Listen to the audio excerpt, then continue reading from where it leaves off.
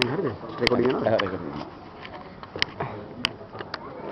මේ ඔබට පෙනියන්නේ දේවගතිතුමා වියදල් රෝස කියලා කියන්නේ ඒ යේසුස්වහන්සේ කුර්සියේ රැගෙන අපගේ පව් රැගෙන ඒ වැටි වැටි ගියා වූ ගමන් මාර්ගයේ මෙතනදී අපිට කියනවා බයිබලයේ සඳහන් වෙලා තියෙනවා මේක එක ස්ටේෂන් කියලා කියන්නේ මේක ස්ටේෂන් 14ක් තියෙනවා.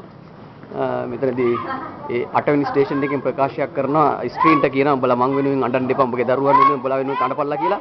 ඒක තමයි ඉදිරියට අපිට ලැබෙන්න සලස්වනවා ඕගොල්ලන්ට. මේ යන්නේ අපගේ දේවගතිතුමා මේ පාරේ ගමන් කරනවා. ඊටමත් ආඩම්බරෙන්, ඊටමත් වේදනාවෙන්, ඊටමත් දුක් සුසුම් හෙළමින් මේ ස්ථානයෙන් ගමන් කරන ආකාරය මට හොඳ ආකාරව පෙනී යනවා. මේ ඔයාලට තව ඊටමත් ස්වල්ප වෙලාවකින් මේ ස්ථානය දැක ගන්න පුළුවන් වෙයි. එතන තමයි කිව්වේ ස්ත්‍රිය උඹලා මං වෙනුවෙන් අඬන්න එපා. උඹලගේ දරුවෝ වෙනුවෙන් උඹලා වෙනුවෙන් අඬපල්ලා කියලා.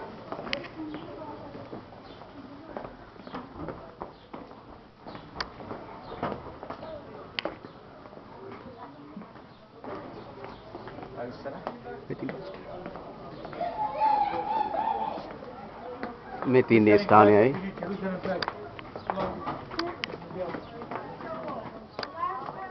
මේ තියෙන්නේ ඒ ස්ථානයේ ඒ ලකුණ සලකුණු කරලා තියෙන්නේ පස්වෙනි සෙන්ටර් වැටුණයි කියන ස්ථානය.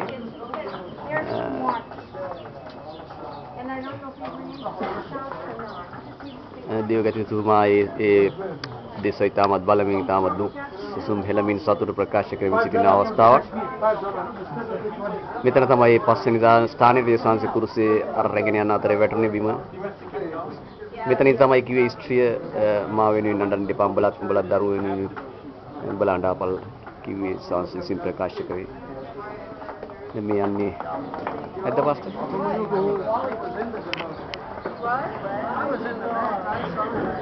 මේ පස්වෙනි ස්ථානයේ වශයෙන් පැහැදිලි කරලා තියෙන්නේ කුරුසේ පස්වෙනි තැන දේශාංශයේ ඒ ඇද හැලුණා වෙලාව වැටිනා අවස්ථාවක්.